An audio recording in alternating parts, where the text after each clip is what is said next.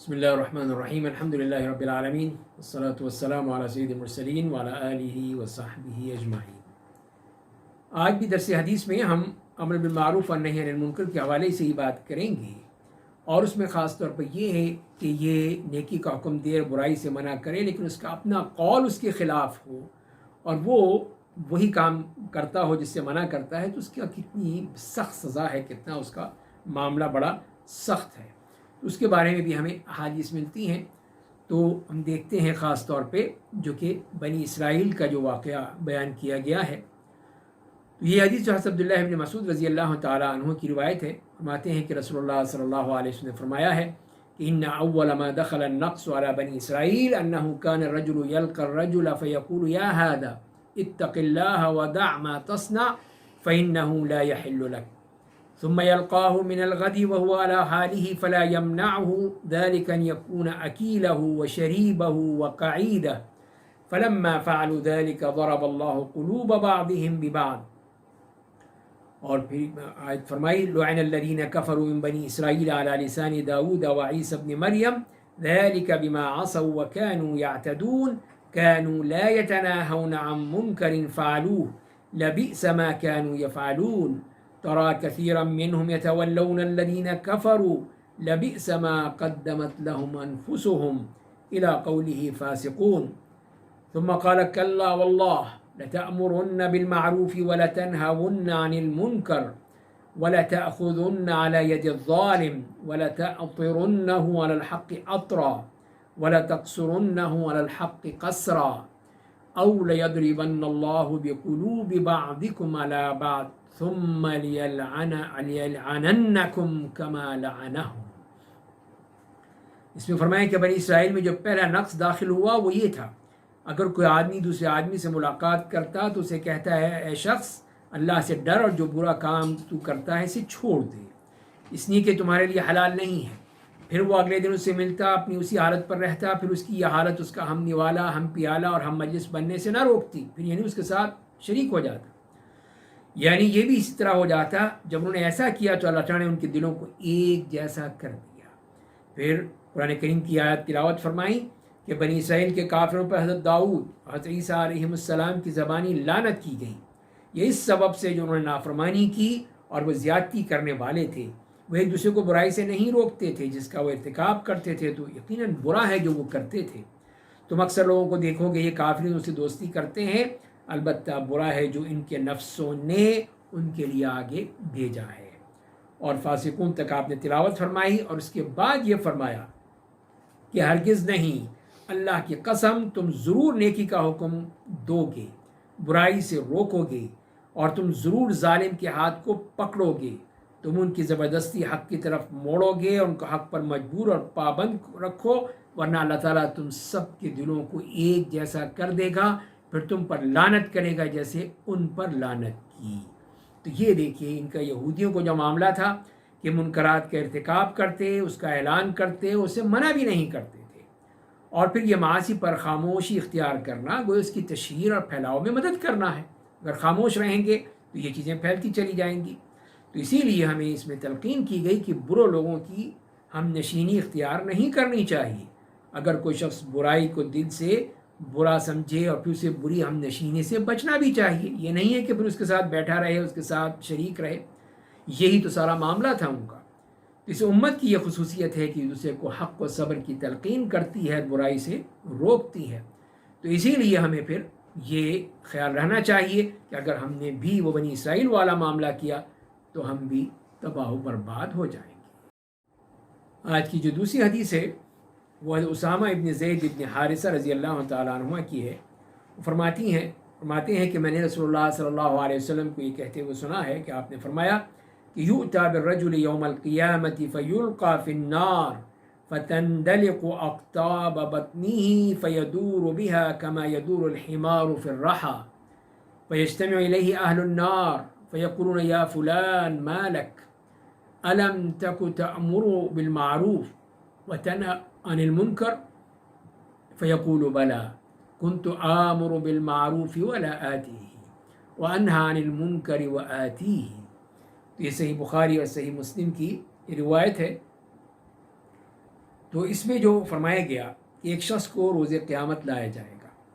اور اسے آگ میں ڈال دیا جائے گا، اس کی آنتیں نکل آئیں گی اور پھر ان کو لے کر اس طرح چکر لگائے گا جس طرح گدھا یا کوئی جانور چکی میں چکر لگاتا ہے۔ اتنے میں جہنمی اس کے پاس آ جائیں گے، سب جمع ہو جائیں گے اور اس سے کہیں گے اے فلاں تجھے کیا ہوا؟ کیا تم نیکی کا حکم نہیں دیتے تھے، برائی سے نہیں روکتے تھے؟ وہ کہے گا کہ ہاں یقیناً میں نیکی کا حکم تو دیتا تھا لیکن خود نیکی نہیں کرتا تھا، اور برائی سے دوسروں کو منع تو کرتا تھا لیکن خود اس کا ارتکاب بھی کرتا تھا۔ تو یہ وہ حدیث ہے جو کہ ہمیں بتا رہی ہے کہ اس طرح جو قول و فعل میں تضاد ہے اس کی کتنی بڑی سزا ہے۔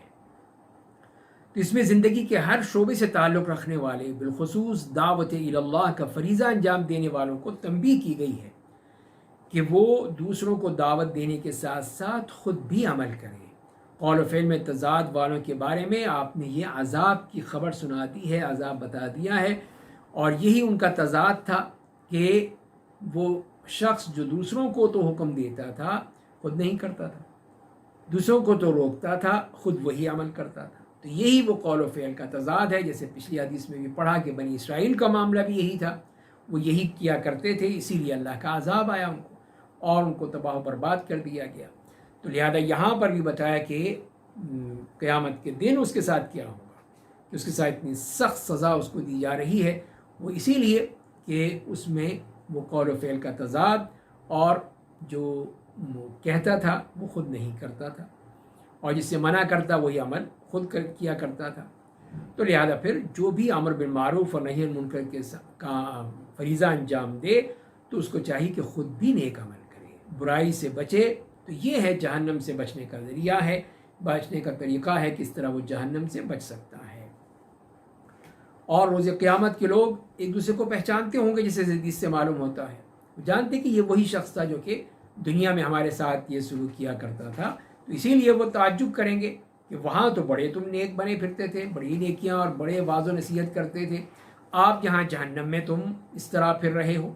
تو وہ اسی لیے کہ اس نے خود نہیں کیا، جب خود نہیں کیا تو پھر وہ جہنم کا ایندھن بن گیا، اللہ تعالیٰ نے اس کو جہنم میں ڈال دیا اور اس کو اتنی سخت سزا دے دی کہ اس کی آنتیں بھی اس کے جسم سے باہر آ جائیں گی، اور پھر ان کو ہی لے کر وہ اس طرح اپنی ہاتھوں کے ساتھ چکر لگائے گا جیسے کہ وہ چکی میں کا جانور جو ہے وہ چکر لگاتا ہے اپنی اس چکی کو چلانے کے لیے، تو اسی طرح وہ بھی یہی کرے گا۔ تو یہ اتنا بڑی عذاب اور اتنی سخت وعید جو بتا دی ہے وہ اسی لیے کہ اس نے اپنے قول و فعل کو ایک نہیں کیا،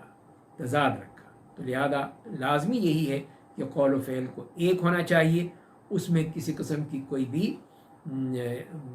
ازدواجیت نہیں ہونی چاہیے، دو رخی نہیں ہونے چاہیے، بلکہ ایک ہی قول ہونا چاہیے اور ایک ہی فعل اسی کے مطابق ہوگا، تبھی بات بنے گی۔ آج ہی کے درس میں ایک اور حدیث ہم لیتے ہیں جو کہ حضرت ابوبکر صدیق رضی اللہ تعالیٰ عنہ کی ہے کہ وہ فرماتے ہیں کیا لوگوں تم یہ آیت پڑھتے ہو یا ایھا الناس انکم لتقرؤون هذه الآیہ یا ایھا الذین آمنوا علیکم انفسکم لا يضركم من ضل اذا اهتديتم وإني سمعت رسول الله صلى الله عليه وسلم يقول إن الناس إذا رأوا الظالم فلم يأخذوا على يديه أوشك أن يعمهم الله بعقاب منه۔ کہ وہ فرماتے ہیں کہ تم یہ آیت پڑھتے ہو کہ جس میں ارشاد باری تعالیٰ ہے کہ ایمان والو تم اپنی جانوں کو لازم پکڑو، جب تم خود ہدایت پر ہوگے تو گمراہ لوگ تمہیں نقصان نہیں پہنچا سکیں گے۔ اور پھر فرماتے ہیں کہ میں نے رسول اللہ صلی اللہ علیہ وسلم کو یہ فرماتے ہوئے سنا ہے کہ آپ نے فرمایا کہ جب لوگ ظالم کو ظلم کرتے ہوئے دیکھیں اور اس کے ہاتھوں کو نہ پکڑیں تو قریب ہے کہ اللہ تعالیٰ ان سب کو عذاب کی لپیٹ میں لے لے۔ تو ابو داؤد ترمذی نسائی کی یہ حدیث ہے، تو اس میں بھی اس بات کی طرف اشارہ کیا گیا ہے کہ یہ کتنا خطرناک معاملہ ہے کہ ہم ایسے ظالموں کو یہ کام کرتے ہوئے دیکھتے رہیں کہ وہ یہ گناہ کر رہے ہیں، یہ جرم کر رہے ہیں، اور پھر خاموش رہیں۔ تو اسی لیے پھر لازمی ہے کہ اس پہ عمل کیا جائے اور ان کو اس سے روکا جائے۔ تو امت مسلمہ پر یہ لازم ہوتا ہے کہ وہ اپنی اصلاح بھی کریں اور دوسروں کو بھی حق و صبر کی تلقین کریں تاکہ یہ معاشرہ جو ہے وہ صحیح معاشرہ رہ سکے۔ پھر اللہ تعالیٰ کا عذاب ظالم اور دوسرے عام لوگوں کو بھی اپنی لپیٹ میں لے لیتا ہے، سب کو شامل کر لیتا ہے۔ پھر وہ نہیں دیکھتا کہ یہ شخص جو ہے یہ عابد و زاہد ہے، یہ ظالم ہے، یہ گناہ گار ہے، یہ نیک ہے، نہیں، وہ عذاب سب کو اپنی لپیٹ میں لیتا ہے۔ تو آیت کے ظاہر سے یہ معلوم ہوتا ہے کہ جب انسان خود راہ راست پر ہو تو دوسروں کی گمراہی اور معصیت سے اسے کوئی اندیشہ ہے نہ اس کے بارے میں کوئی باز پرس ہوگی، یعنی یہ آیت سے اس طرح معلوم ہو رہا ہے۔ لیکن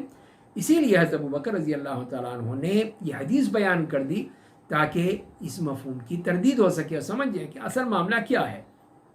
کہ جس سے یہ واضح ہوا کہ حتی الامکان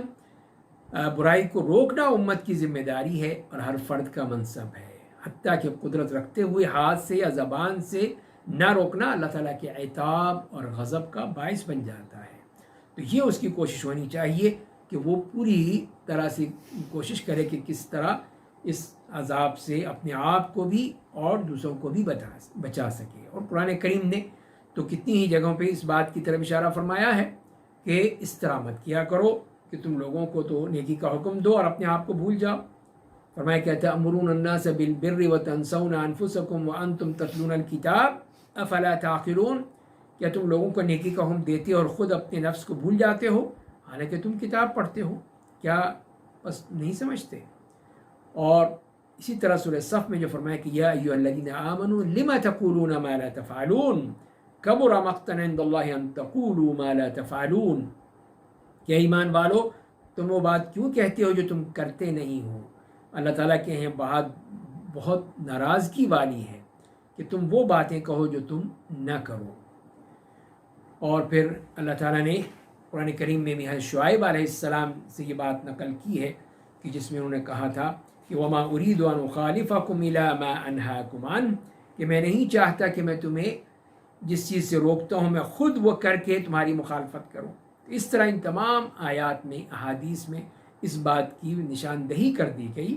کہ انسان کو اس میں بالکل ہی اپنے حد تک نہیں رہنا چاہیے کہ ٹھیک ہے میں اگر نماز روزہ کرتا ہوں، میں زکوٰۃ بھی دیتا ہوں، حج بھی میں نے کیے ہیں تو کوئی مسئلہ نہیں، دنیا جہاں مرضی جائے میرا کیا، نہیں، یہی غلط بات ہے۔ اس میں اس کو یہ خیال رکھنا چاہیے کہ اس نے بھی نیکی کا حکم دینا ہے، برائی سے روکنا ہے، امر بالمعروف اور نہی عن المنکر جب تک کہ نہیں کرے گا اس وقت تک وہ اس ذمہ داری سے نہیں نکل سکتا۔ یہ اس کی ذمہ داری ہے، اس کو کرنا ہے، تبھی وہ کامیاب ہوگا۔